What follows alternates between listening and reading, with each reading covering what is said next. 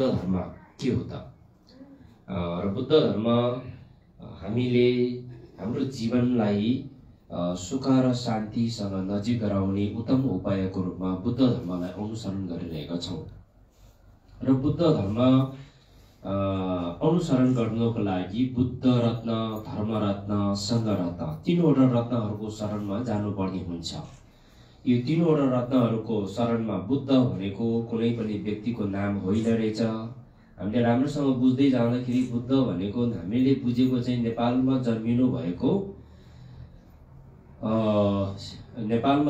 भएको राजा शुद्धोधनको सुपुत्र सिद्धार्थ गौतम चाहिँ बुद्ध हो भनेर हामीले बुझिरहेको छौँ। उहाँले चाहिँ प्राप्त गर्नुभएको ज्ञान चाहिँ बुद्ध, उहाँ स्वयं जुन व्यक्ति जात थर गोत्रसँग त कुनै सम्बन्ध रहेन।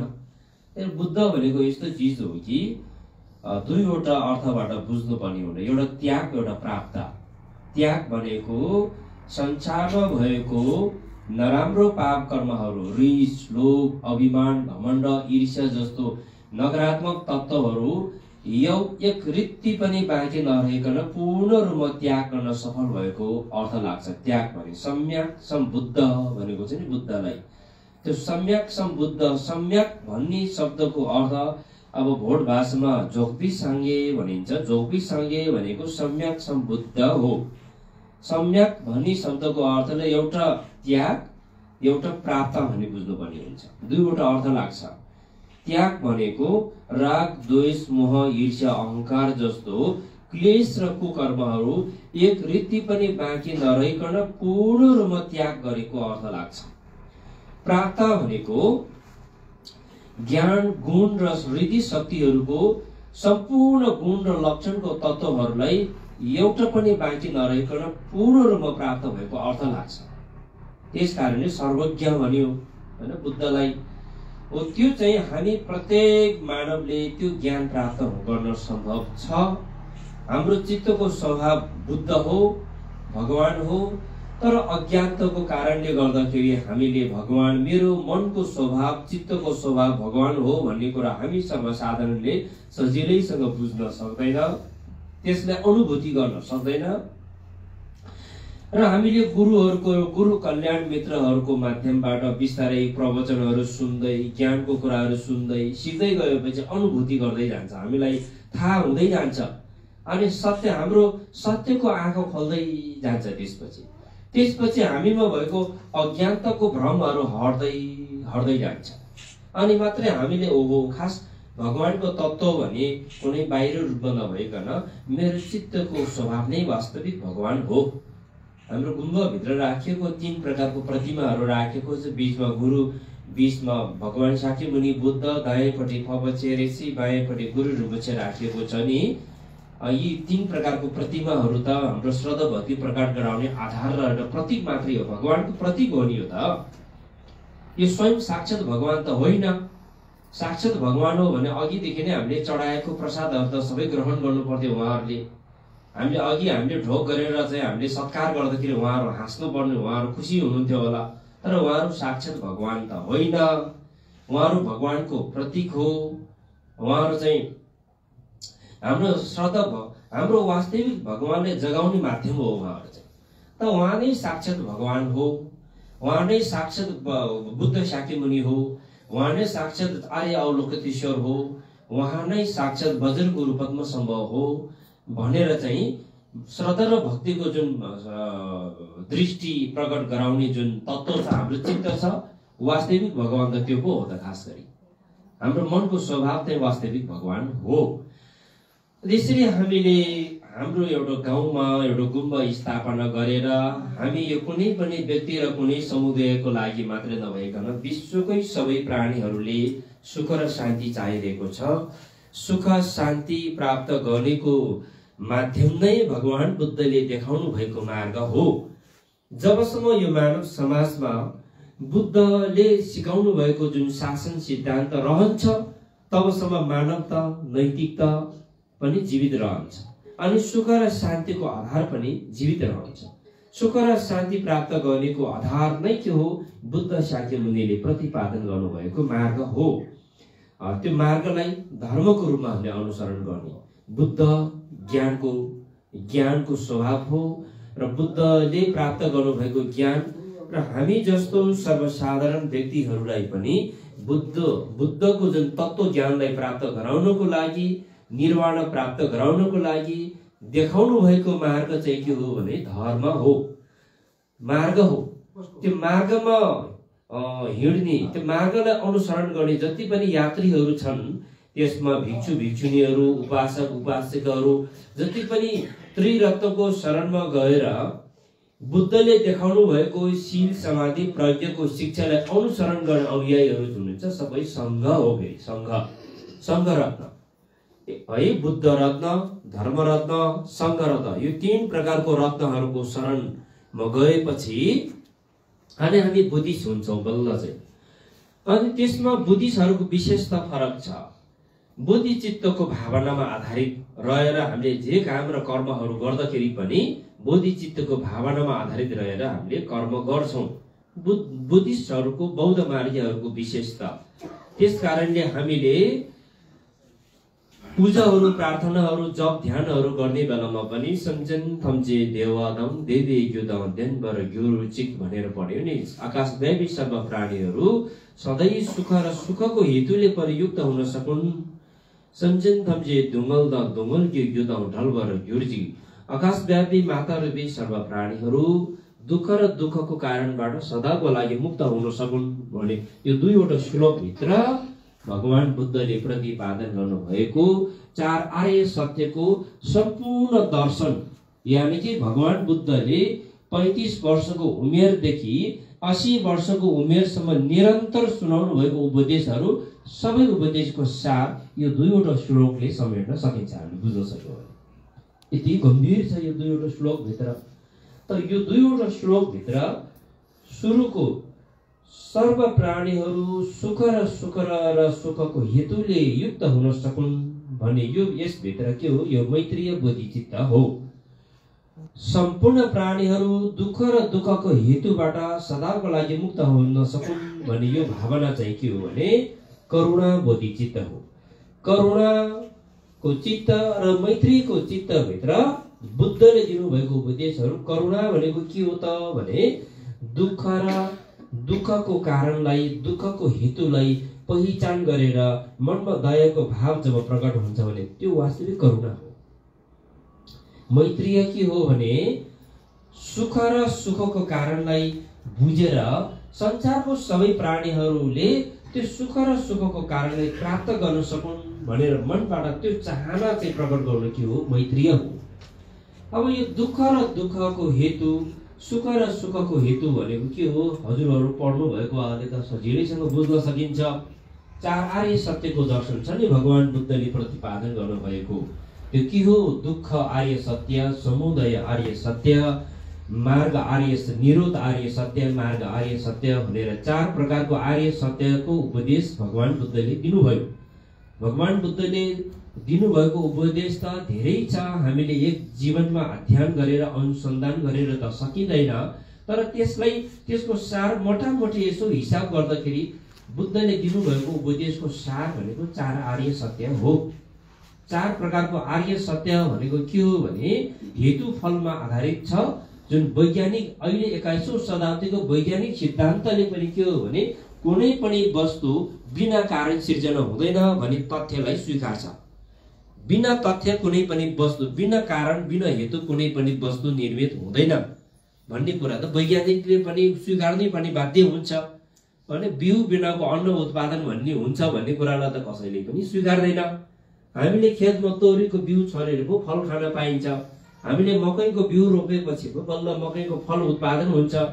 त्यसैले सुखको बिउ रोपेको छ या दुःखको बिउ रोपेको छ, परिणाम दुःखको बिउ अकुशल पाप कर्मको परिणामले दुःख सिर्जना गर्ने, कुशल कर्मको परिणाम फलस्वरूप सुख सिर्जना हुने, सुख प्राप्त हुने। यही कुरा हो बुद्धले दिनुभएको वास्तविक उपदेश भनेको। कुनै पनि काल्पनिक र कुनै पनि कथाहरूलाई चाहिँ सुनाएर चाहिँ मान्छेहरूलाई चाहिँ एउटा मोहित बनाउने विषय वस्तु होइन। यो सत्यमा आधारित, यथार्थमा आधारित र यो कुरा जति सकैको वैज्ञानिक विद्वानले चाहिँ जाँच गरे पनि हजारौं पटकसम्म जाँच अनुसन्धान गर्दा पनि सत्य सत्य नै हुन्छ। अब झुटो कुरा त जति 1-2 पटक चाहिँ सत्य जस्तो अनुभूति भए पनि झुटो कुरा भनेको त टिक्दैन, एक दिन न एक दिन त झुटो त अब साबित हुन्छ। यस कारणले गर्दाखेरि मूल कुरा चाहिँ 4 आर्य सत्यमा आधारित जुन उपदेश छ त्यो सम्पूर्ण महायानी बौद्ध धर्मावलम्बीहरूले चाहिँ विधि वाचनमा मात्रै सीमित नभइकन त्यसको भावना, त्यसको अभ्यास, दैनिक जीवनशैलीमा पनि त्यसलाई उतार्ने चाहिँ प्रयास गरिरहेको हुन्छ। त्यो दैनिक जीवनशैलीमा 4 आर्य सत्यको उपदेश अथवा चतुर्ब्रह्म विहार भनेर भनिन्छ। यसको अभ्यास गर्नुको लक्ष्य के हो त भन्दा संसार भव चक्रको दुःखबाट मुक्त भएर बुद्धको ज्ञानलाई प्राप्त गर्नु बौद्ध मार्गीहरूको लक्ष्य हो। बौद्ध मार्गीहरूको लक्ष्य के हो? हामी सबै बुद्ध बन्नु हो।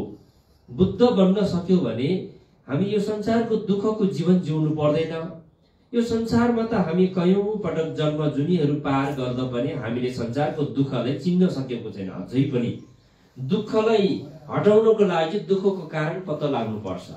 कुनै पनि डाक्टरले रोग निराकरण गर्नको लागि त्यो रोगको कारण के रहेछ, बिमार के रहेछ, के कारणबाट भएको रहेछ, त्यो कारण पत्ता लगाइसकेपछि त्यो निराकरण गर्ने दबाई औषधि खुवाउँछ नि बल्ल। रोग पत्ता नलगाइकन औषधि खायो भने त त्यो दबाईले प्रभाव पर्दैन। त्यो जस्तै हामीले पनि हाम्रो दैनिक जीवनमा परिआएको दुःख कष्टलाई हटाउनको निमित्त त्यो दुःख कष्ट के कारणबाट सिर्जना हुँदैछ भने त्यो तथ्य चाहिँ भगवान बुद्धले पत्ता लगाउनु भयो। त्यो जीवनमा दुःख सिर्जना हुनुको मूल कारण के हो त भन्दाखेरि अविद्यको कारणबाट रिस अनि लोभ, अहंकार, ईर्ष्या गर्नु, यो खालको नकारात्मक भावना, नकारात्मक व्यवहारहरूको कारणले गर्दाखेरि जीवनमा दुःख कष्टहरू आइपर्ने गर्दछ। जीवन दुःखमय बन्दै जान्छ। आफूले सुख चाहेको हुन्छ तर सुख प्राप्त गरेको कर्मलाई चिन्न नसक्दाखेरि दुःख पाउनेको कर्म नै रुमालिरहेको हुन्छ हामी मानिसहरू। त्यसकारणले भारतवर्षको बौद्ध विद्वान आचार्य शङ्करदेवले भन्नुभएको छ, दुंगल दोर्देश मिर्क्याङ दुंगल न्यलङ्ग बर्ग्यु। दुःख हटाउने इच्छा हुन्छ हामी सबैलाई। भगवान मलाई कति दुःख भएको होला, मेरो छोरा किन यस्तो भएको होला, मेरो घर परिवारमा किन यस्तो समस्या भएको होला भनेर हामी भगवानको नाम पुकार्छौं नि। तर वास्तवमा यो दुःख चाहिँ के कारणबाट सिर्जना हुँदैछ त? यो समस्या कसरी बिना कारण यो समस्या सृजना भएको त होइन। त्यस्तो दुःखलाई निराकरण गर्नको लागि चाहिँ त्यो दुःखको कारणलाई पत्ता लगाएर त्यसलाई हटाउने प्रयासमा लाग्यो भने त्यो बिस्तारै बिस्तारै दुःख हट्दै जान्छ अनि सुखसँग हामी नजिक हुँदै जान्छ। त्यसको दुःख हटाउनको लागि संसारको मानवहरू भनौं पृथक जनहरू भनेको धेरै ज्ञान बुद्धि, धेरै ज्ञानको कुराहरू चाहिँ थाहा नभएको साधारण मानिसहरूले दुःख हटाउनको लागि जन दुःख पाउने काम नै गरिरहेको हुन्छ भनेर भन्नुहुन्छ हाम्रो गुरुहरूले। जस्तै आफ्नो मनोकांक्षा परिपूर्ति हुनुको लागि, आफ्नो दशा ग्रहहरू सबै नष्ट हुनुको लागि कुखुराको भाले काटेर पूजा गर्ने जस्तो, विभिन्न मठ मन्दिरमा गएर ढकाला गर्ने जस्तो, अनि भेडा काटेर पितृ कार्य गर्ने जस्तो, यो सबै उद्देश्य के हो त? उद्देश्य चाहिँ दुःख हटाउने उद्देश्य हो, ग्रह शान्ति गर्ने उद्देश्य हो, मनोकांक्षाहरू परिपूर्ति गर्ने उद्देश्य हो। तर काम चाहिँ के गरिरहेको छ? त्यो विपरीतको काम चाहिँ गरिरहेको हुन्छ फेरि, हैन? अब दुःख हटाउनको लागि, ग्रह शान्तिको लागि, मनोकांक्षा परिपूर्ति हुनको लागि चाहिँ कुखुरा काटेर पूजा गर्नु भनेको के हो भने त्यो चाहिँ कोदो रोपेर चाहिँ धानको फलको आशा गरेको जस्तो हो। त्यो चाहिँ तपाईले धानको फल खानको लागि त धानकै बिउ रोप्नु पर्यो। कोदोको बिउ रोपेर धानको आशा गरेर बस्नु जस्तो हो। त्यसकारण हामीले कहिले पनि सुख पाउनको लागि, मनको इच्छा पूरा हुनको लागि, दशग्रहहरू शान्तिको लागि चाहिँ हामीले प्राणी हिंसा गरेर बलि चढाएर पूजा गर्यो भने त्यो उल्टो हो। त्यो चाहिँ त्यसको परिणाम उल्टो हुन्छ। हो त्यस्तो कुरा, तथ्य कुरा, सत्य कुरा चाहिँ भगवान बुद्धले बताउनु भएको शिक्षा हो। त्यसकारण हामीले सत्यलाई बुझ्न नसक्दाखेरि, सही बाटोलाई देखाइदिने गुरुहरूसँग नजिक हुन नसकेको कारणले गर्दाखेरि र बुद्धले दिनुभएको शिक्षा र हामीले आज हाम्रो पूर्व जन्मको कर्मको फलले, हाम्रो सौभाग्यले हामीले लामा गुरुहरूसँग पनि राम्रो राम्रो ज्ञानको कुराहरू सुन्ने, सिक्ने, नजिक हुने यो अवसरहरू प्राप्त हुनु पनि आफ्नो पूर्व जन्मको कर्मको फल हो। फेरि यो कर्म हेतु फल त बुद्ध धर्मको सिद्धान्तको सबैभन्दा बलियो चाहिँ विषय हो, आधार हो। कर्म हेतु फल आफ्नो पूर्व जन्ममा पनि हामी मानव भएर संसारमा जन्मियो नि, यो पनि धेरै पुण्य सञ्चयको परिणाम हो भनेर ग्रन्थहरूमा उल्लेखित भएको छ।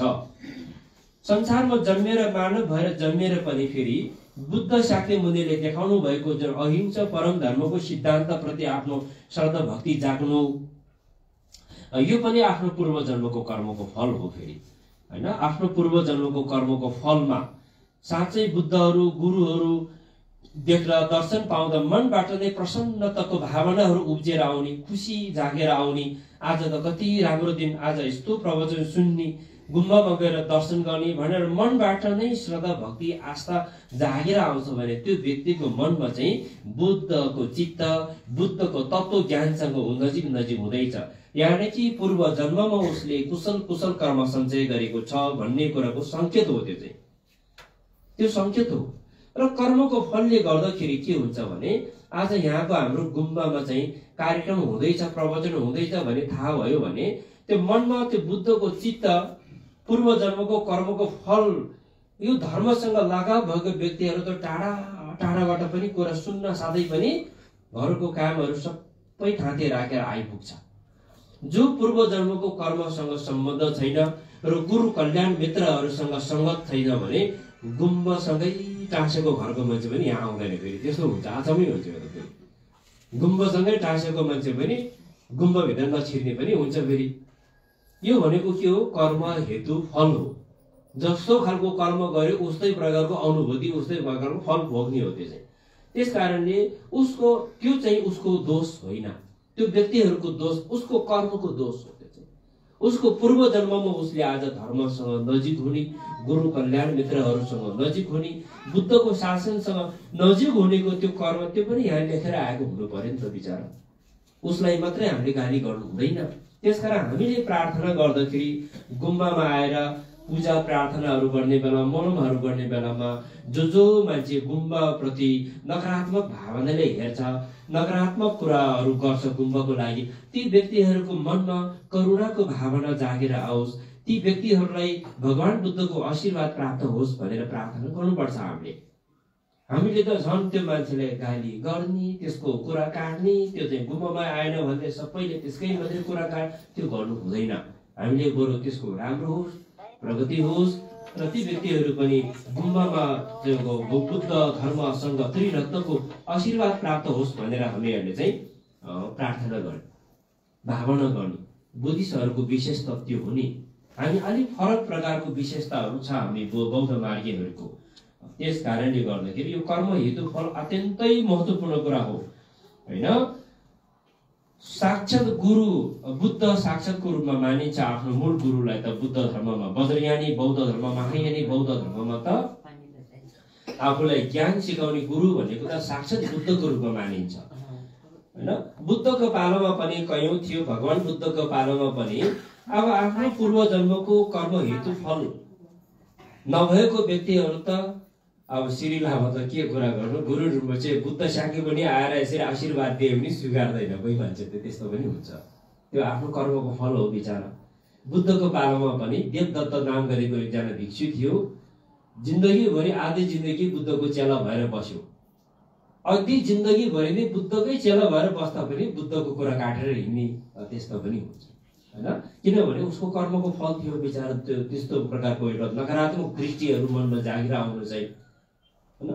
त्यस कारणले गर्दाखेरि यस्तो परिणामहरू देखा पर्दाखेरि हामी त्यसलाई अन्यथा लिनु हुँदैन। त्यो कर्म हेतु फलको सिद्धान्तलाई बुझेर कर्म हेतु फलको सिद्धान्तको दृष्टिकोणबाट हामीले हेर्न सक्यौँ भने समाजमा सबै व्यक्तिसँग हामी सजिलैसँग मिल्न सकिन्छ।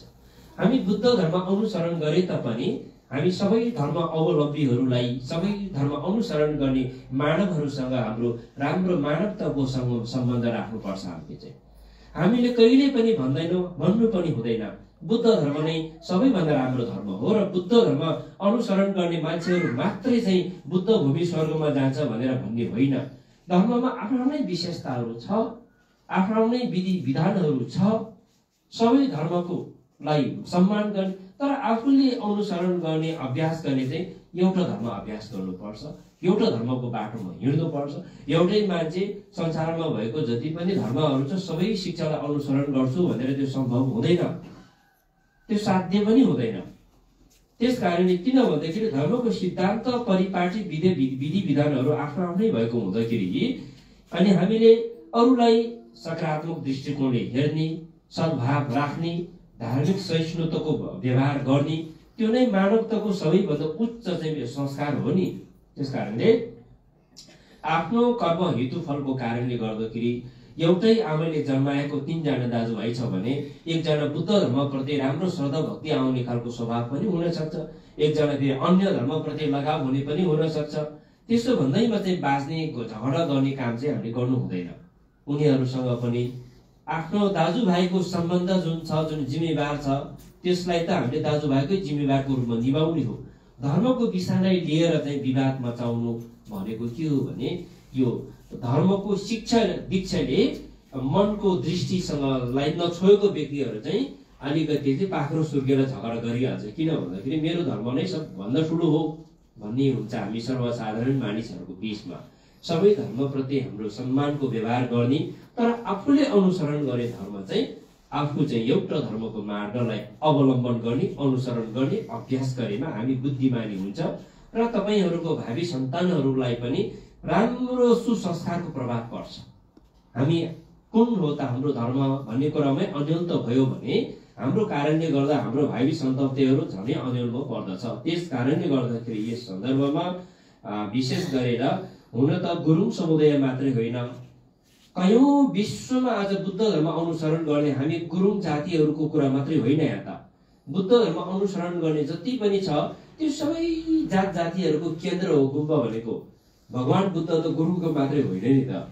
भगवान बुद्ध त सुख शान्तिलाई प्राप्त गर्ने इच्छा र दुःख कष्टको जीवनबाट मुक्त हुनेको इच्छा राख्ने व्यक्तिहरू सबैको साझा तत्त्व हो बुद्ध भनेको त। त्यसकारणले हामी बुद्ध धर्ममा अलिकति जात थर गोत्रको कुरालाई चाहिँ हामीले विशेषता राख्दैन, त्यसमा सबै सम्मान हुन्छ। अनि त्यस कारणले गर्दाखेरि बुद्ध शिक्षामा रहेर हामीले आफ्नो जीवनलाई सार्थक तुल्याउने एवं प्रकारले आफ्नो जन्मदेखि मृत्युसम्मको संस्कारहरू पनि बुद्धले दिनुभएको शिक्षा अनुसार नै चाहिँ हामीले परिचालन गर्न सकिन्छ, अनुसरण गर्न सकिन्छ। त्यसको थुप्रै विधि पद्धतिहरू चाहिँ आजको दिनसम्म परिपूर्ण रूपमा चाहिँ सुरक्षित रहेको हुँदाखेरि अब त हामीले झन् हाम्रो आफ्नो दाजुभाइ आफ्नै समुदायभित्र पनि धेरै राम्रो राम्रो गुम्बाहरू निर्माण हुने काम, लामा गुरुहरू पनि उत्पादन हुने क्रम बढ्दो क्रममा भइरहेको बेलामा हामीले पनि यसप्रति चासो राखेर हामीले यो हामी सबैको जिम्मेवार हो भन्ने महसुस गर्न सक्नु पर्दछ। र यसमा विशेष गरेर हामीले बिमारी हुने बेलामा लामा गुरु चाहिने, ग्रह काट्नको लागि, मान्छे मरिसकेपछि पितृ कार्य गर्नको लागि लामा गुरु चाहिन्छ। अरू बेलामा चाहिँ लामा गुरु भनेको चाहिँ अब के हो त्यति वास्तै नहुने जस्तो छ, त्यो होइन वास्तवमा। यो मान्छे बिमारी हुने बेलामा, नानी जन्मिने बेलामा न्वारण गर्नेदेखि लिएर मृत्यु संस्कारसम्म त्यो कर्मकाण्डसँग जोडेको एउटा विधि मात्रै नभइकन हामीलाई हाम्रो जीवनमा धर्म शिक्षालाई अनुसरण गर्नको लागि त धर्म गुरुहरूको आवश्यकता पर्छ हामीलाई। त्यसकारणले हाम्रो जीवनलाई सार्थक बनाउनको लागि धर्म शिक्षाको हामीलाई ज्ञान चाहियो। त्यो धर्म शिक्षाको ज्ञानहरू हामीले अनुसरण गर्नको लागि गुरुको सहारा बिना त्यो सम्भव छैन। त्यसरी हामीले बुझ्ने। अनि अर्को कुरा, हामी बौद्ध मार्गीहरूले हाम्रो विशेषतालाई राम्रोसँग बुझ्न सक्नु पर्यो। मूल कुरा भगवान बुद्ध शाक्यमुनि, हामी बुद्धिस्ट हुनुको कारण धेरै छ र धर्म कुनै पनि जातसँग, थरसँग, गोत्रसँग जोडेको हुँदैन। तर हाम्रो चाहिँ समुदायभित्र हिमाली क्षेत्रको जनजातिहरूमा बुद्ध धर्मको प्रभाव, बुद्ध धर्मको चाहिँ शिक्षाको प्रवेश भएको धेरै लामो इतिहास छ, धेरै लामो इतिहास छ। गुरुङ समुदायमै मात्रै भन्ने हो भने पनि अहिले ठगी लामा, घ्रोगी लामा, भिगे लामा, पोङ्गे लामाहरू त हजारौं वर्षदेखि नै लामो हुँदै आएको परम्परा जीवित छ। यस कारणले गर्दाखेरि पहिला त मैले अघि पनि भने नि, गुरुङ समुदायमा चाहिँ बुद्ध धर्मको ग्रन्थ पढ्ने काम चाहिँ अर्कै गर्ने भएको, त्यो कर्मकाण्डको संस्कारको प्रभावले गर्दाखेरि बुद्धको शिक्षा ओझेलमा पर्यो। मुख्य कुरा चाहिँ हाम्रो समुदायमा मेरो आफ्नै पनि पुर्खौँदेखि लामाको पुस्तामा जन्मेको हो। त्यसले गर्दाखेरि हाम्रो चाहिँ धर्म ग्रन्थमा उल्लेख भएको यो ग्रन्थमा छ्यो भित्रको अर्थ नबुझेर हामीले काम उल्टो गर्न पुगेको रहेछ कुनै बेला चाहिँ। अब लामाको ग्रन्थमा उल्लेख भएको ग्रन्थको अर्थ बुझाउनको लागि राम्रो अध्ययन हुनुपर्छ। राम्रो ज्ञान भएको गुरुले बिना यसलाई उल्थ गर्न सक्दैन। लामा गुरुहरूले वाचन गर्ने ग्रन्थलाई उल्थ गरेर व्याख्या गर्नुको लागि त दुईवटा भाषामा राम्रो ज्ञान हुनुपर्दो रहेछ। लामा गुरुहरूले मन्त्र पढ्ने बेलामा संस्कृत भाषामा पढिन्छ। संस्कृत भाषा सम्बन्धी राम्रो ज्ञान भएन भने मन्त्रको उल्थ गरेर अर्थ बुझाउन नसकिने भयो। अनि भोट भाषाबाट विधि वाचन गरिन्छ। भोट भाषा त गुरुङहरूले भुइक्युई भन्छ। गुरुङहरूले चाहिँ अब भोटलाई चाहिँ अब भोटवासीहरूलाई चाहिँ अब भोटे भनेर भनिन्छ नि। खास हाम्रो मातृभाषा चाहिँ भोट हो। खास गरी गुरुङहरूको आमा हो भोटेहरू भनेको त खास गरी त। तर हामी कति मान्छेले यो कुरो बुझ्दैन हैन। हाम्रो पुर्खा हाम्रो माउ भाषा मातृभाषा भनेको त भोट भाषा हो हैन। आज गुरुङ भाषा, तामाङ भाषा, शेर्पा भाषा, थकाली भाषा, मनाङ्गीहरूको भाषा, यो भाषाहरूको आमा भाषा चाहिँ के हो भन्दा भोट भाषा हो। भोट भाषाबाट आएको हामी त। त्यस कारणले गर्दाखेरि जस्तै मैले सधैँ भन्दै आइरहेको कुरा, नेपाली भाषा, हिन्दी भाषा, उर्दू, बङ्गाली, मराठी, गुजराती यो भाषाहरूको माउ भाषा भनेको संस्कृत हो। भारतवर्षमा कैरिक सुङ्ग्या ढुक्ज्यू भन्दा 360 प्रकारको भाषाहरूको माउ भाषा चाहिँ संस्कृत भाषालाई मानिन्छ। संस्कृत भाषा जान्ने मान्छेले नेपाली भाषाको साहित्यिक शब्दहरू सबै राम्रोसँग बुझ्न सक्छ। हो त्यो जस्तै गुरुङ, थकाली, तामाङ, शेर्पा, योल्मो, मुकुङ यो जातिहरूको माउ भाषा चाहिँ संस्कृत भोट भाषा हो। भोट भाषा जान्यो भने गुरुङहरूको पुरानो भाषाको चाहिँ अर्थ खुल्छ फेरि। यस कारणले गर्दाखेरि तमुक्यु चाहिँ आफ्नो गाउँ भेगको अनुसार बोल्ने लवाज र शैलीहरू अलिक फरक भएको मात्रै राम्रोसँग शब्द केलाएर अनुसन्धान गर्ने हो भने तमुक्यु चाहिँ सबैको एउटै हुन्छ। त्यस कारण हाम्रो भाषा माउ भाषा चाहिँ भोट भाषा हो। यसमा कुनै पनि दुई मत छैन। त्यस कारणले अब कुरो उठ्छ फेरि यहाँ हाम्रो दाजुभाइहरू, बाबाहरू, आमा, दिदी बहिनीहरू निकै जम्मा हुनुभएको छ। अब हामी अन्योलमा छौँ। के अन्योलमा छ भने गुरुङहरू बुद्ध धर्म मान्ने कि बौद्ध धर्म मान्ने भन्ने कुरा प्रश्न उठ्छ बेला बखतमा। त्यस कारण यो कुरा हामी प्रष्ट हुनु पनि आवश्यक छ। बौद्ध धर्म भनेर चाहिँ पछिल्लो समयमा अब निकै प्रचार भइयो। खास गरेर बौद्ध चाहिँ धर्म होइन, बौद्ध चाहिँ संस्कार हो। यो गुरुङहरूको त संस्कार बौद्ध धर्म बुद्धिस्ट हो। हामी खास गरी तथ्य कुरा यो हो, तिब्बत भोटमा पनि बौद्ध संस्कार छ। परम पावन दलाई लामा गुरुले पनि हाम्रो संस्कृति, हाम्रो परम्परा बौद्ध नै हो भनेर उहाँले चाहिँ पटक पटक भन्नुभएको छ। बौद्ध भनेको फेरि फरक छ। दुईवटा शैलीको बौद्धहरू छ। एउटा परम्परागत जुन प्राकृतिक छ, सिमी भूमि, सिउँदो नाउँदो पुज्ने, खेमा पुज्ने, त्यो चाहिँ के हो, संस्कार संस्कृति हो। फेरि भने एउटा चाहिँ फेरि बौद्ध धर्म जुन बौद्धको पुरा दर्शन र सिद्धान्तहरू परिपूर्ण भएको बौद्ध छ। तिब्बत भोटबाट नै विकसित हुँदै आएको बौद्ध चाहिँ सम्प्रदाय छ फेरि त्यो चाहिँ। त्यस कारणले गुरुङ जाति यो प्राकृतिक पूजा गर्ने छ नि, सिमी भूमि पुज्ने अनि पितृहरू पुज्ने यो प्रथा त हिमाली क्षेत्रमा बसोबास गर्ने जनजातिहरू सबैमा नै छ। यो चाहिँ सबैमा नै छ। सिमी भूमि पूजा गरेको अनि खेमाहरू पूजा गरेको कारणले हामी बौद्ध हो भन्ने हो भने त अब शेर्पाहरू पनि बौद्ध नै हुनुपर्ने, सबै टिबेटनहरू सबै बौद्ध नै भन्नुपर्ने, सबै चाहिँ अब तामाङहरू सबै बौद्ध नै हुनुपर्ने। त्यस कारणले यो बौद्ध चाहिँ हाम्रो प्राकृतिक, हाम्रो चाहिँ संस्कार हो।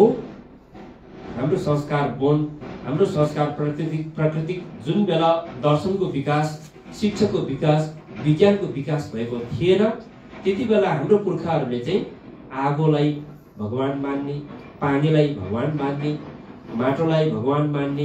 त्यही कारणले हाम्रो पशुहरूमा चाहिँ छुपे, सायपे, मुएपे, मुपे भनेको आकाशको पे, अनि क्युपे छुपे भनेको पानीको शास्त्र, मिपे भनेको आगोको शास्त्र भनेर पढ्थ्यो बेला त त्यो नै भगवान थियो त बिचरा। हाम्रो जीवन जिउने सहारा नै अब यो पञ्चतत्व थियो त।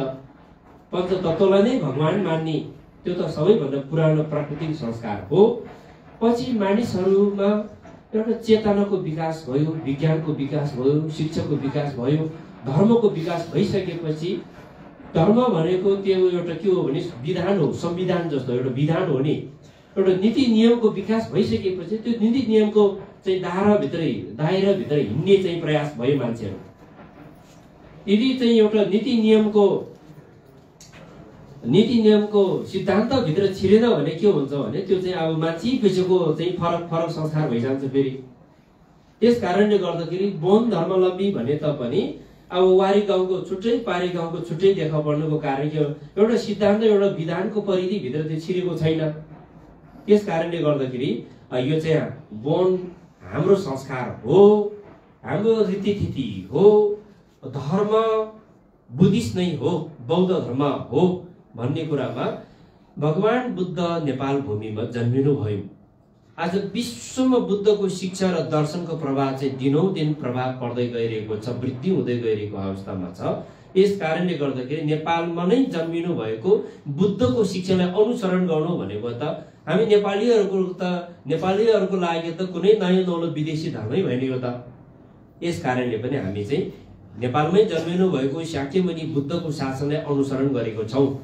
दोस्रो कुरा गुरु रिम्पोछे पद्मसम्भव, उहाँ नालन्दा बौद्ध विश्वविद्यालयको पनि आचार्य, अनि उहाँ तिब्बत बर्मामा 30औं देवचन राजाको निमन्त्रणमा जानु भएपछि बुद्ध धर्मको व्यापक रूपमा विकास गर्नुभयो।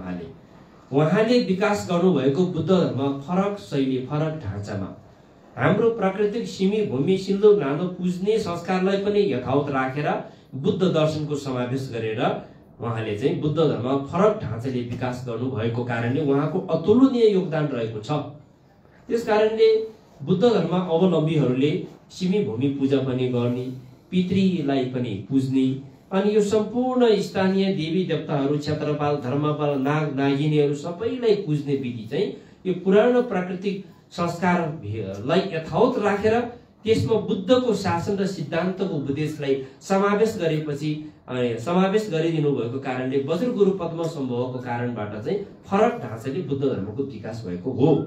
लामा बौद्ध धर्म पनि भन्ने थालिने पछिल्लो समयमा त वास्तवमा महायानी बौद्ध धर्मको दर्शन सिद्धान्तमा आधारित यो परम्परा हिमाली क्षेत्रबाट चाहिँ हजार वर्षदेखि विकसित हुँदै आएको।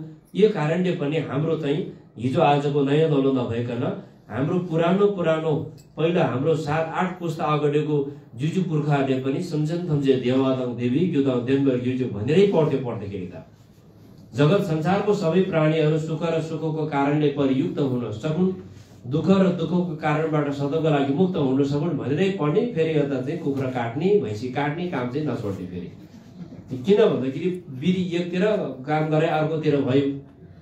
किताबमा के लेखेको छ, किताबले के भनिरहेको छ भन्ने कुरा त्यति बुझाइदिने मान्छे पनि भएन त्यति बेला। माथिमा नारफुमा गएर सिकेर आयो, माथिको चाहिँ हाम्रो लामाहरूसँगै सिकेर चाहिँ किताब सारेर ल्याएर आयो। अर्थ बुझ्नको लागि त धेरै वर्ष पढ्नुपर्छ नि।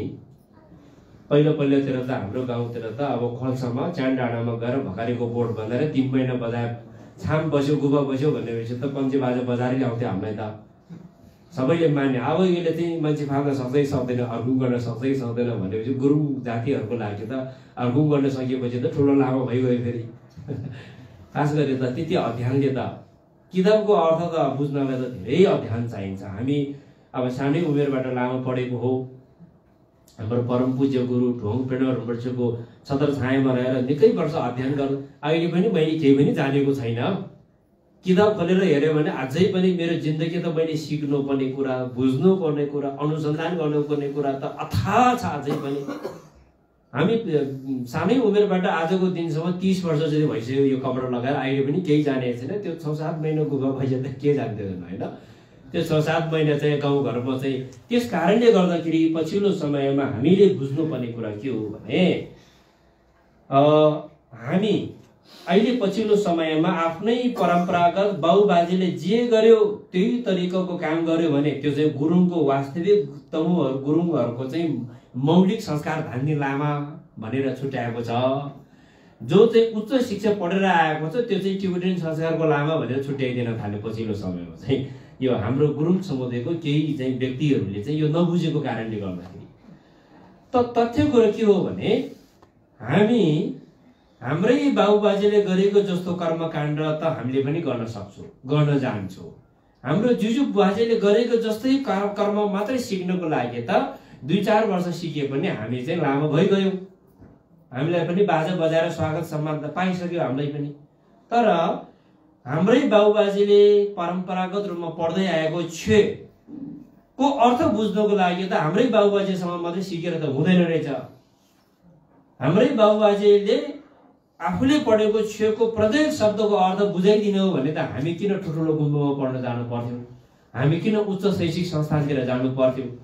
त्यसकारण हामी ठुल्ठुलो गुम्बामा गुरुहरूसँग ठुल्ठुलो उच्च शैक्षिक संस्थानहरूमा पढ्न जानुको कारण के हो भने हजारौं वर्षदेखि हाम्रै बाबुबाजेले अरुङ गर्दाखेरि पढ्दै आएको भित्रको अर्थ बुझ्नको लागि हो हामी चाहिँ वास्तवमा। यसको तथ्य कुरा बुझेरै छोड्छौँ भनेर हामी चाहिँ ठुल्ठुलो गुरुहरूको सङ्गतमा गएको हो। त्यसपछि धेरै गुरुहरूको सङ्गत गरेर किताबको कुराहरू बुझेर हेर्दाखेरि त ओहो किताबले एउटा भने चाहिँ काम चाहिँ आफै भइरहेको रहेछ भन्ने थाहा भएन हामीलाई त। त्यो थाहा भइसकेपछि त हाम्रो त आँखा खुल्यो।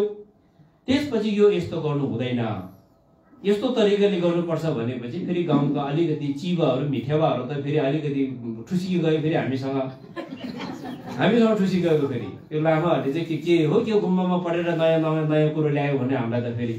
यस कारणले गर्दाखेरि तथ्य कुरा हामीले कुनै जात समुदायको संस्कार लिएर आएको नभइकन ग्रन्थले जे भनेको छ छेले पेले जे भनेको छ त्यो कुरालाई मूल प्रिन्सिपल बनाएर अगाडि बढाउने प्रयास चाहिँ हाम्रो हो। खास गरी चाहिँ त्यो भयो भने संसारभरिकै बौद्ध मार्गीहरूसँग हाम्रो संस्कार मिल्यो। अब छेले एउटा भनिरहेको छ काम चाहिँ उता चाहिँ कहिले क्यु सेवा, कहिले चाहिँ नगर सेवा, कहिले मही सेवा गरेपछि योसँग कुरा मिल्दैन कुरा। यो कारणले गर्दाखेरि हामी गुरुङमा चाहिँ अलिकति समस्या सिर्जना भयो। त्यस कारणले गर्दाखेरि यसै सन्दर्भलाई जोडेर हामीले यो कुरो बुझ्नुपर्छ। सुरु मुख्य कुरा चाहिँ अब 78 सालमा जनगणना आउँदैछ। अब धर्म के लेख्ने भनेर फेरि प्रचारबाजी चलेको छ फेरि भित्रभित्रै। अब गुरुङहरूले के धर्म लेख्ने भनेर अब कुरो यस्तो छ, एक थरी दाजुभाइहरूले गुरुङहरू जति त सबै बौद्ध धर्म हो, हाम्रो प्राकृतिक संस्कार हो, हामी बौद्ध धर्मलम्बी हो, हामी सबै बौद्ध लेखाउनु पर्छ भनेर हाम्रो एक थरी दाजुभाइहरू त एकदमै खेतीपाती त्यसमा लाग्नु भएको छ फेरि। त्यो नराम्रो त होइन, मैले अघि पनि भनिहालेँ। बौद्ध हाम्रो होइन भन्नै मिल्दैन। बौद्ध त गुरुङहरूको प्राकृतिक संस्कार हो। तर बौद्ध चाहिँ धर्म हो भनेर जनगणनामा चाहिँ हामीले बौद्ध देखायो भने हामी चाहिँ के हो अल्पमतमा पर्यो, अन्यमा पर्यो। अन्यमा त्यो अन्यमा पर्नु भनेको के हो भने हिन्दूमा गाप्नु हो त्यो चाहिँ। त्यस कारण हामीले जनगणनामा धर्म चाहिँ बौद्ध लेखायो भने हिन्दूहरूको सङ्ख्या बढाउनु हो, त्यो चाहिँ अरू केही होइन, सिधै कुरा हो त्यो। हिन्दूहरूको सङ्ख्या बढाउने मन छ भने बौद्ध लेखे हुन्छ, नत्र हामीले चाहिँ पहिचानको आधारमा हामी सम्पूर्ण चाहिँ जनजातिदेखि लिएर हामी जति पनि नेपालीहरू छ, हामी बुद्धलाई बुझेकोहरू सबैले धर्म बुद्ध नै लेख्यो भने बुद्ध धर्मावलम्बीहरूको सङ्ख्या चाहिँ बढ्छ। धर्मनिरपेक्षता भनेर संविधानमा त उल्लेख छ, व्यवहारमा लागू हुन त अझै पनि सकिएको छैन, फेटै परेको छ अझै पनि। त्यही माथि हामीले पनि झन् बौद्धै लेखिदियो भने झन् उनीहरूको सङ्ख्या झन् बढ्छ। अनि एकल चाहिँ के हुन्छ भने पुरै एउटै चाहिँ धार्मिक राज्य हुन्छ नेपाल चाहिँ। नेपाल एउटै चाहिँ धर्मको राज्य हुनु भनेको चाहिँ त्यति राम्रो हुँदैन। सबैलाई नै सम्मान हुनुपर्छ, सबै धर्मलाई नै सम्मान गर्नुपर्छ, सबै धर्म राम्रो हो।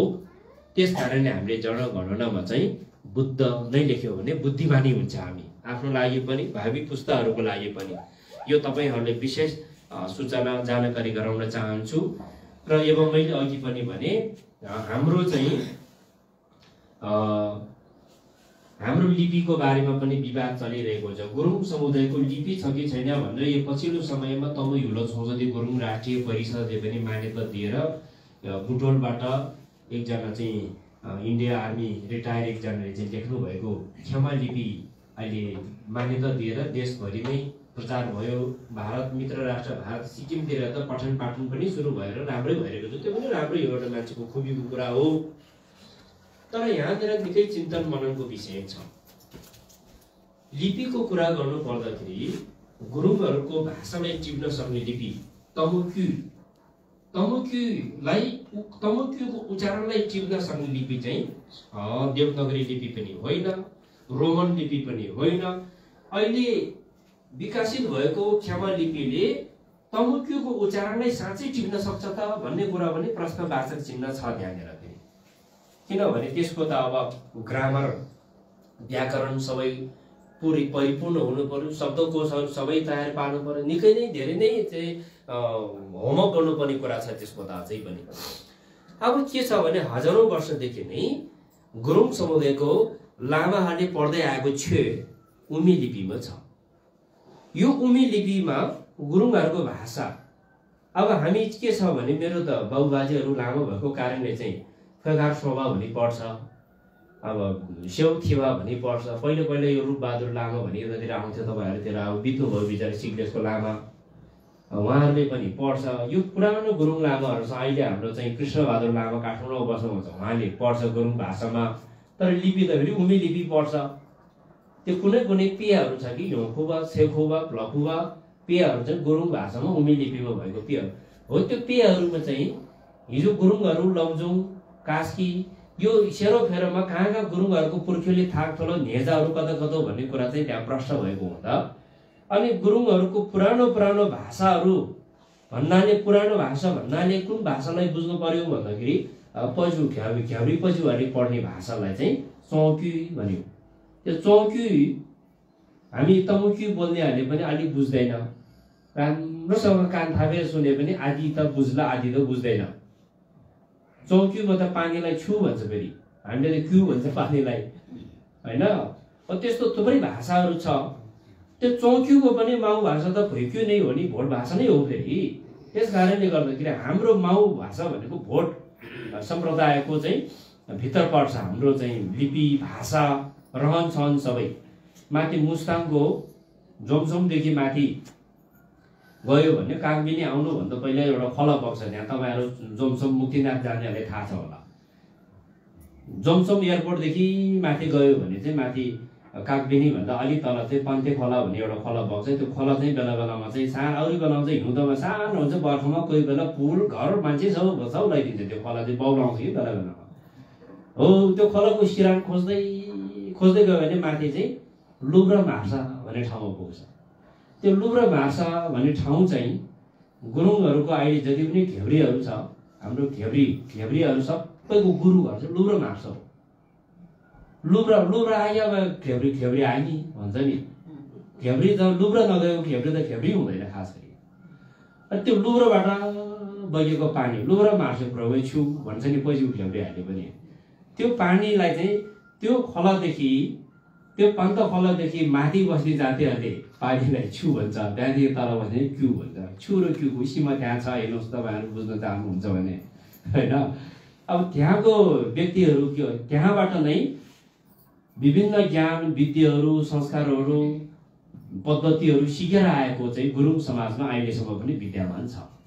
त्यति बेला नै गुरु पद्मसम्भव गुरु ऋम्बक्षको ज्ञान विद्याको प्रभाव गुरुङ समुदायमा परेको अहिलेको नयाँ नौलो होइन। त्यो त त्यति बेलाबाट नै उमी लिपि नारमा हाम्रो जति पनि लामा पुर्खाहरू नारमा गएर पढेर आउनुभयो, लामा विद्या सिक्नुभयो, त्यो लिपिमा जति पनि ग्रन्थहरू उतारेर ल्याएको छ उमी लिपिमा छ। उमी लिपिले गुरुङहरूको सम्पूर्ण चाहिँ भाषाको उच्चारणलाई टिप्न सक्ने परिपूर्ण भएको हुन्छ। उमी लिपि चाहिँ पुरानो लिपि हो र अहिले चाहिँ विकसित भएको क्षमा लिपिले पनि गुरुङको भाषा उच्चारणलाई टिप्न सक्छ भने त्यो पनि राम्रै हो, एउटा मान्छेको खुबी हो। त्यसमा पनि केही राम्रै कुरा भएर हो, यति ठुल्ठुलो संस्थाहरूले पनि मान्यता दिएको छ। त्यसले गर्दाखेरि यो तथ्य कुरा चाहिँ हामीले बुझ्नुपर्छ। नयाँ कुरा आएको छ, राम्रो कुरा आएको छ, यो हाम्रो होइन भन्न मिल्दैन। राम्रो कुरा हामी सबै समुदायलाई नै फाइदा हुन सक्ने खालको कुराहरू आएको छ भने, त्यस्तो विषयहरू उठेको छ भने त्यसलाई अनुसरण गर्नु त फेरि बुद्धिमानी नै हुन्छ। किनभने हामी समय अनुसार, परिस्थिति अनुसार, परिवेश अनुसार हामी कदम चाल्न जानु पर्यो नि। हामीले चाहिँ हिजो त मोबाइलको जमाना नै थिएन, हिजो हाम्रो बाबुबाजेले चलाएकै थिएन, आज हामी किन चलाउनु पर्यो भने त हामी मूर्ख हुन्छ नि, फेरि हामी एक्लो हुन्छ। त्यस कारणले हाम्रो जुजु पुर्खेले जे संस्कार गरी आउनुभएको थियो हामीले त्यही गर्नुपर्छ। त्योभन्दा 1 इन्च पनि तलमाथि हुनु हुँदैन भन्ने कट्टर मान्छेहरू पनि हुन्छ। फेरि हाम्रो दाजुभाइभित्र कोही कोही त त्यस्तो पनि हुन्छ। अनि मान्छे बितेपछि गुरुङ झगडा हुन्छ सधैँ चाहिँ। फेरि हाम्रो बाबुबाजेले हिजो यति पुछेदेखि यस्तो गर्दै आएको, आज तैँले यस्तो कुरा गर्ने भनेर फाल्टो बनाइदिन्छ नि त फेरि। यस कारणले गर्दा अप्ठ्यारो पर्छ। त्यस कारण हिजो बाबुबाजेले गरेको कुरा सर्व बाबुबाजेले गरेको, पुर्खाले गरेको कुरालाई सम्मान गर्नुपर्छ, त्यो राम्रो हो। त्यति बेला गाडी मोटर चढेर जाने जमाना पनि थिएन, उस्तै परे जुत्ता चप्पल पनि थिएन, जुत्ता चप्पलै नलागिकन घाँस दाउरो गर्ने जमाना पनि थियो।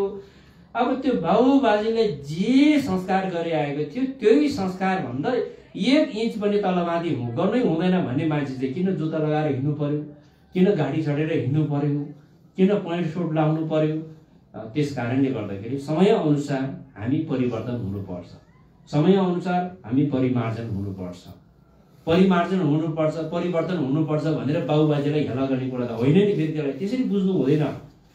हामी समय अनुसार परिवर्तन र परिमार्जन हुने सन्दर्भमा तनहुँ खहरेमा हामीले यो गुम्बा बनायो।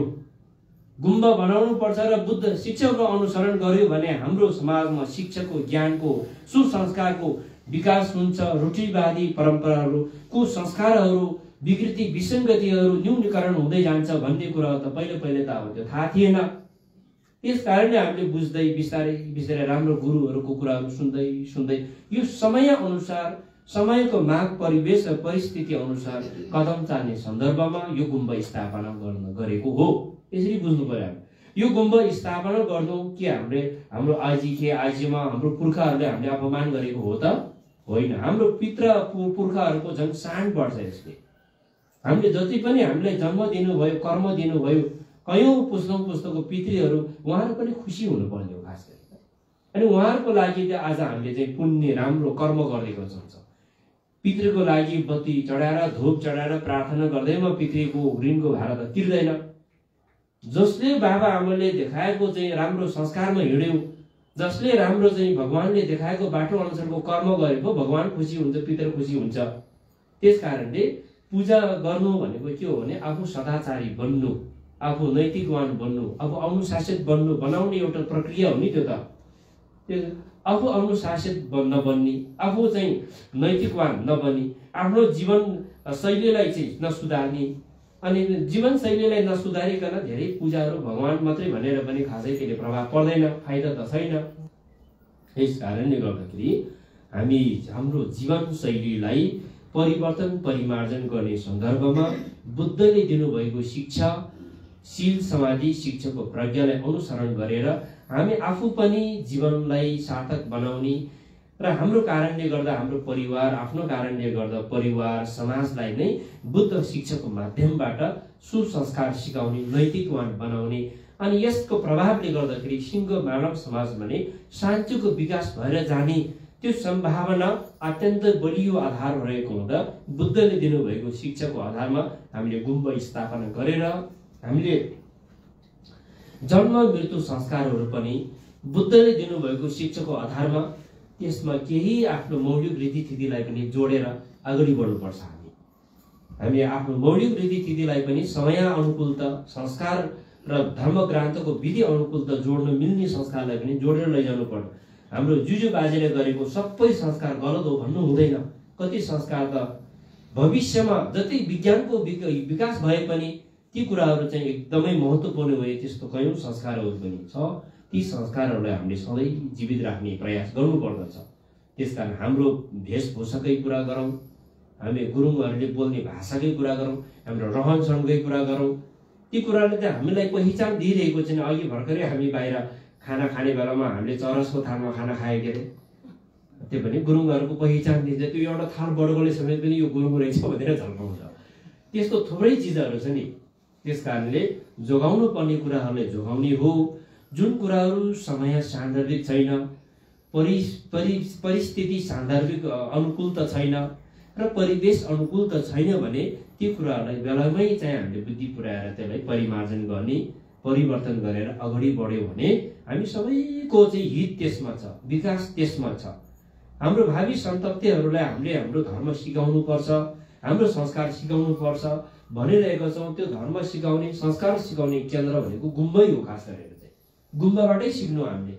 आज गुम्बा स्थापना गर्ने कारणले गर्दाखेरि, यसको प्रभावले गर्दाखेरि हाम्रो लोपेन गुरु रणबहादुरले पढ्ने बेलामा कति आमाहरूले पढ्नु भएको छ नि, यो संस्कारको प्रभाव गुम्बाको प्रभावबाट हो नि।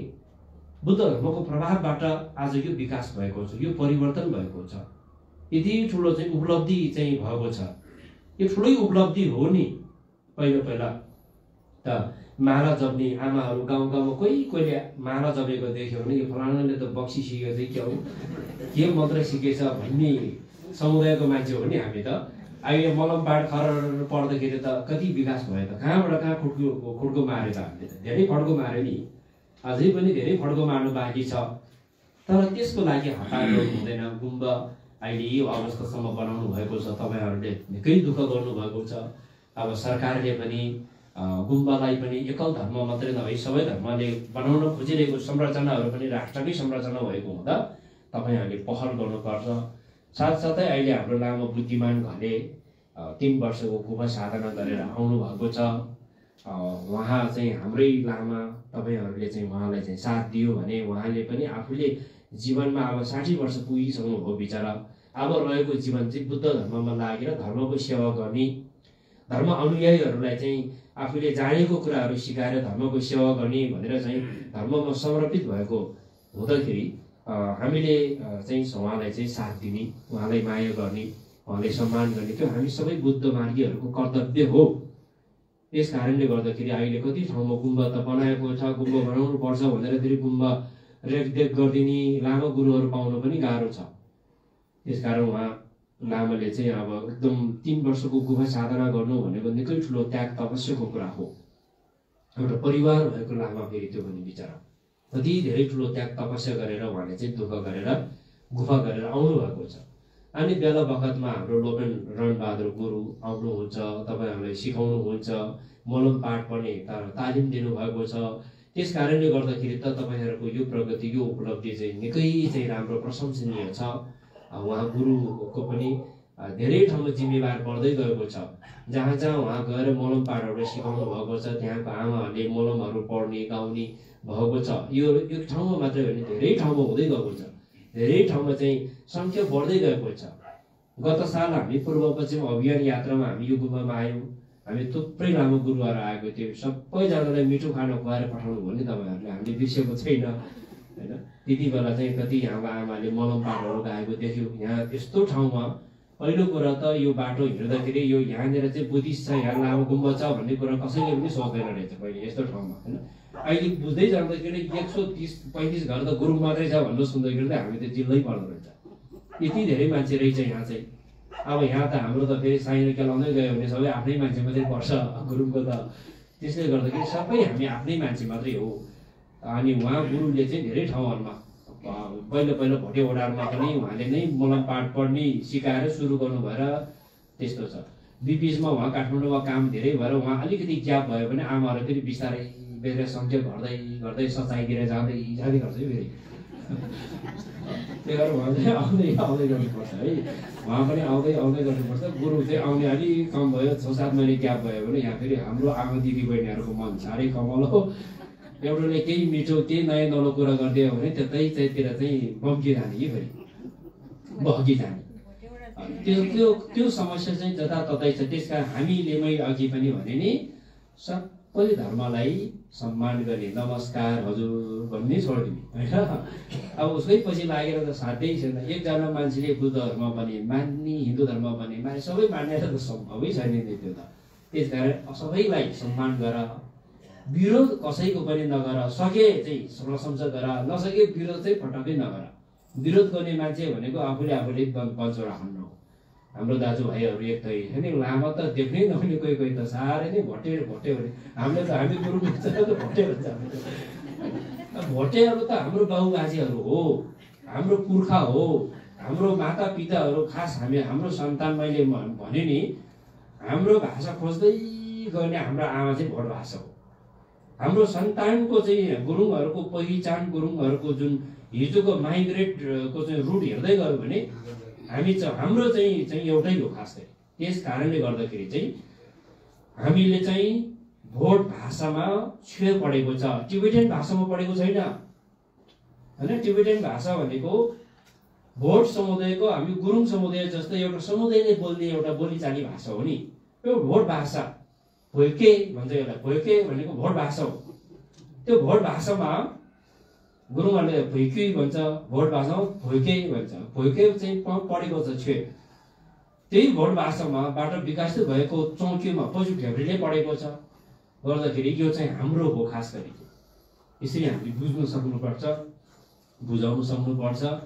अनि बेला बेलामा गुरु आउनुहुन्छ त्यो बेला तपाईँहरू सक्रिय भएर लाग्नुहोस्। किनभने अहिले जति पनि तपाईँहरू यहाँ आमाहरू हुनुहुन्छ, तपाईँहरूले जति सिक्नु भयो भने यो तपाईँहरू पहिलो ब्याचको मान्छे हो, तपाईँहरू पहिलो ब्याचको मान्छे हो।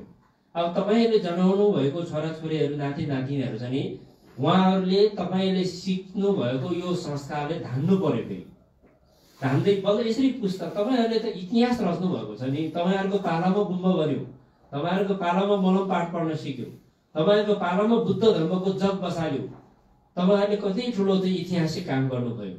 सुनको पार्नमा सुनको अक्षरले लेखेर राख्नुपर्ने कुरा हो यो त यो कुरा अहिले चाहिँ बुझ्दैन, अहिले नै महसुस अनुभूति हुँदैन। 2-3 पुस्ता हामी मरेर चाहिँ कतैौँ कहाँ पुगिसकेपछि पछि गएर सम्झिन्छ यो बल्ल हो हाम्रो फलाना नाम गरेको मान्छेहरूले चाहिँ गुम्बा बनाएको रहेछ, उहाँहरूको पालोमा चाहिँ संस्थापक को रहेछ, त्यति बेला गुम्बाको चाहिँ व्रतालु आमाहरू, भक्तनीय आमाहरू को रहेछ, त्यति बेला हुन्छ कुरा लेखाजोखा। त्यति बेला यति महत्त्व हुन्छ। त्यस कारणले अहिले त हामीले यति सामान्य जस्तो पनि लाग्न सक्छ, तर यो सामान्य कुरा होइन वास्तवमा। त्यस कारणले गर्दा मैं अघि पनि भने धर्ममा श्रद्धा भक्तिको भावना जागेर आउनु भनेको आफ्नो पूर्व जन्मको कर्मको फल पनि हो। र म सत्यसँग भेट भएको छु र बुद्धले देखाउनु भएको पवित्र मार्गसँग मैले भेट हुनु, दर्शन गरेर मैले केही भए पनि आफ्नो जीवनमा अनुसरण गर्ने सौभाग्य पाउनु भनेको त असाध्यै भाग्यमानी हो म भनेर आफूलाई महसुस गर्ने उहाँहरूले चाहिँ। र आफ्नो मति क्षमताले दिमागले भ्याएसम्मको कुराहरू सिक्ने हो। दिमागले भ्याएर पनि कतिको त बिचारा घरमा धेरै जिम्मेवार ठुलो हुन्छ, छोराछोरी नानीहरू धेरै भएको हुन्छ, अब गाई भैँसीहरू धेरै पालेको छ भने घर ठक्कै छोडेर आउनु पनि गाह्रो छ भनेको समयमा, खेतीपातीहरू छ।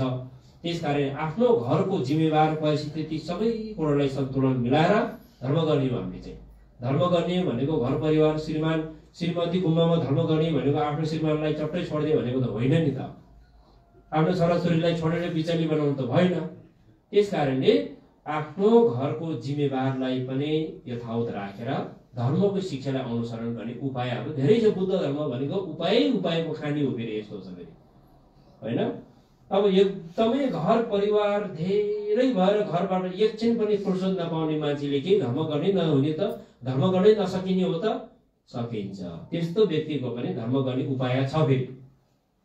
आफ्नै घर परिवारमै रहेर पनि बोधि चित्तको भावना प्रकट गर्ने तरिका, काम गर्दै गर्दा पनि मनमा मुखमा मनी पेममा बजे गुरु पेमा सिद्धि हौ त्यस्तो मन्त्रहरू उच्चारण गर्दा पनि उसको घरको परिपाटी परिस्थितिले गर्दाखेरि उसले थोरै मात्रै समय निकालेर धर्म गर्दा पनि त्यसको लागि पुण्य धेरै ठुलो हुन्छ फेरि। अब हामी त्यति धेरै घरको जिम्मेवार नभएको व्यक्तिहरूले चाहिँ अलिक समय धेरै निकाल्ने कोसिस गर्नुपर्छ।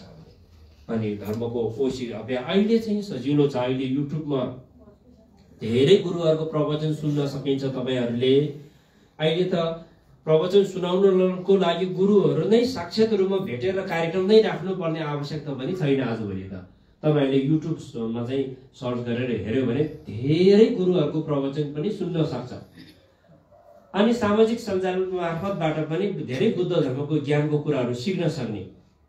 अनि यसरी सामाजिक सञ्जालहरूकै माध्यमबाट अहिले हाम्रो अब गुरु काठमाडौँ बस्नु भए पनि गुरुहरूसँग जोडेर पनि कहिले कहिले चाहिँ औँसी पुर्णे दशमी तिथिहरूमा फेरि प्रवचन राखेर उताबाट लाइभ प्रसारण गरेर तपाईँहरूले सुन्नु। अहिले मैले बोलिरहेको कुराहरू यहाँ लाइभ प्रसारण भइरहेको छ। कति धेरै भक्तहरूले हेरिराख्नु सुनिराख्नु भएको छ नि। अब यसरी नै हामीले चाहिँ थुप्रै उपायहरू सजिलो अहिलेको समयमा पहिलेको जस्तो टाढा टाढा गएर चाहिँ गुरु थाप्न पनि त्यति नपर्ने र टाढा टाढाबाट गुरुहरूलाई चाहिँ धेरै निम्तो गरेर ल्याइराख्नु पर्ने। अहिले हामी सिक्ने दौरानमा छौँ। त्यस कारणले हामीले चाहिँ चासो राख्नु पर्यो, आफ्नो मनबाट नै इच्छा हुनु पर्यो। इच्छा भयो भने चाहिँ त्यहाँ चाहिँ समाधान हुन्छ। इच्छै भएन भने त समाधान निस्किँदैन, उपाय निस्किँदैन। जहाँ इच्छा त्यहाँ उपाय, जसरी पनि उपाय निस्किन्छ। यस तपाईँ हामी सबै इच्छा हुनु पर्यो, चासो राख्नु पर्यो, यसपछि समाधान आफै निस्किन्छ। र यस आज कुमखेन लोङचन रब्जम सर्वज्ञ लोङचन रब्जम गुरुले लगभग 670 वर्ष लगभग अगाडितिर हो, अब 700 वर्ष अलि पुगेको छैन उहाँ परिनिर्वाण हुनुभएको। तिब्बत भोटको इतिहासमा बुद्ध धर्म वज्रगुरु पद्मसम्भवले लाई दोस्रो बुद्ध भनेर पनि हामी चिनिन्छ। त्यसपछि यो तन्त्र र वज्रयानी महायानी दर्शनको कुराहरूलाई जनमानसमा विस्तार गरेर यसको पूर्ण दर्शन साधना एकै जन्ममा बुद्ध ज्ञान प्राप्त गर्न सक्नेको दर्शन परिपूर्ण रूपमा चाहिँ प्रतिपादन गर्नुभएको गुरु हो सर्वज्ञ लोङचन रब्जम भन्ने गुरु। कुनै चानचुने गुरु होइन रहेछ। यस्तो महान शक्ति प्राप्त सर्वज्ञ लोङचन रब्जम गुरु चाहिँ आजको दिनमा चाहिँ मनुष्य जीवनबाट निर्वाणमा जानुभएको दिन हो। निर्वाणमा जाने भनेको के हो भन्दाखेरि जन्म र मृत्युको चक्रबाट चाहिँ उहाँ चाहिँ मुक्त हुनुभएको दिन। त्यस्तो पुण्य दिनमा जस्तै भगवान बुद्ध परिनिर्वाण हुनुभएको दिन, जन्म हुनुभएको दिन, ज्ञान प्राप्त हुनुभएको दिनहरूमा हामीले बुद्ध जयन्ती मनाउँछौँ नि त। हामी सबैले एक दिन भने त्यस्तै यस्तो महान ज्ञान प्राप्ति गुरुहरू निर्वाण हुनुभएको दिनमा आज हामीले गुम्बामा बत्ती बाल्नुभयो, प्रसादहरू चढाउने, पूजाहरू गर्यो, तपाईँहरू आएर दर्शन गर्ने, ढोगहरू गर्यो, मोलमहरू गर्यो भने यो पुण्य दिनहरूमा गरेको मोलम पुण्य सञ्चय अरू समयको भन्दा पनि विशेष प्रकारको प्रभावकारी हुन्छ। यस्तो प्रभावकारी पुण्य सञ्चय गर्नको लागि आज विशेष तिथि पनि अनुकूल परेको कारणले पनि यो तिथि पनि तपाईँहरूले स्मरण गराउँदै निकै कुराहरू धेरै नै मैले बोले। तपाईँहरूले प्रवचन सुन्नको लागि धेरै गुरुहरूको प्रवचन युट्युबबाट सुन्ने प्रयास गर्नुहोला भन्ने सुझाव दिन चाहन्छु। र तपाईँहरूको यो मलम पाठ पढ्ने, यो मन्त्रहरू वाचन गर्ने, लयबद्ध भएर यो चाहिँ धेरै प्रगति भएको छ, अत्यन्तै प्रशंसनीय छ। अझै पनि प्रगति भएर जाओस्, वृद्धि भएर जाओस्। अहिले तपाईँहरू कति घरबाट आउनुभएको छ होइन, जो हामीले जहाँ पनि के हुन्छ भने धर्म गर्ने, गुम्बामा जाने भनेपछि हरेक ठाउँमा त्यहाँको चाहिँ घर धुरीको हिसाब गऱ्यो भने थोरै घरको मान्छेहरू मात्रै गुम्बामा आउने छ। त्यो चाहिँ के हो भने आफ्नो कर्म हेतु फलको कारण पनि मैले अघि पनि भने।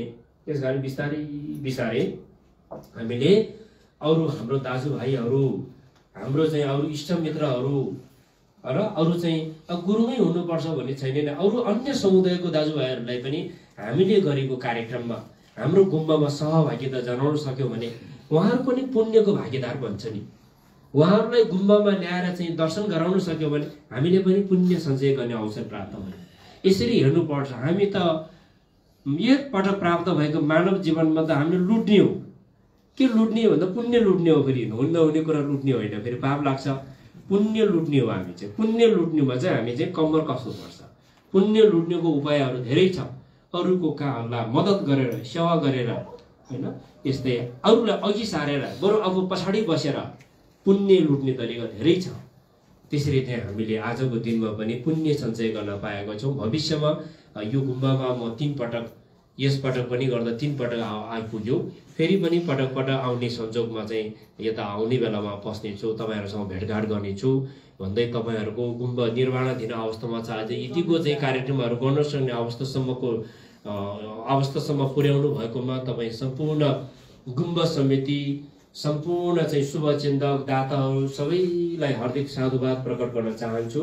र भविष्यमा अझै पनि उत्तरोत्तर प्रगति र हाम्रो भक्तजनहरूको को पनि प्रगति र वृद्धि भएर जाओस् भन्ने प्रार्थनाको साथ मेरो आजको भनाइलाई प्रस्तुतलाई म यहीँ विश्राम गर्ने अनुमति चाहन्छु। तपाईँहरूले पनि ध्यान दिएर सुनिदिनु भएकोमा सबैजनालाई हार्दिक साधुवाद, धन्यवाद। जय बुद्ध।